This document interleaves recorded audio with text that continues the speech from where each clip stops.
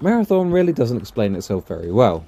So if you're just starting out, here's a quick rundown of how to survive your first few runs instead of losing some of your top tier loot straight away like I did. Start with your sponsored kits, which can be found in the armory. These rotate on a daily basis and are basically free loadout. They'll give you a gun, some ammo, shield and health kits. You can't change them before a run, but in a way that's what you want because then you can get used to knowing the game without losing any of your top tier guns or mods. Like most exfil games, if you don't extract, you'll lose everything you brought in. So for anyone used to playing Arc Raiders, you're not going to find a safe pocket here. So early on, don't build expensive loadouts. Use the free sponsored kits and pick up the loot in the run, and then get used to the map layouts and gameplay mechanic. When you do eventually want to start building your own setups, just keep it simple and don't bloat it with everything you found on your previous run. You can upgrade with weapon mods, implant slots and core slots for your runner. Some of these improve survivability, others will just help with looting or movement.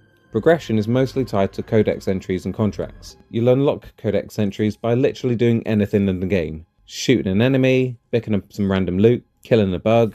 Pretty much just interact with the game and you'll get some small rewards, such as cosmetics for your character and weapons. You don't even necessarily need to exfil for these either. Primarily you'll get rewards from contracts with different factions. Choose these before you run, complete the objectives, and you'll get a bunch of rewards afterwards. A lot of the early ones don't even need you to exfil. You'll be put in a squad of 3 and sticking together matters more than you might think. You can also see everyone else's contracts of what they've chosen to do. So if you're with a bunch of randoms, it might be easier just to follow the closest objective rather than forcing your own. Particularly as your teammates can revive you long after you've bled out, so you might want to stick around them. Abilities are pretty strong, but the cooldowns are long enough that you just can't spam them. So you want to use them tactically and not just freak out as soon as you see the sight of another runner.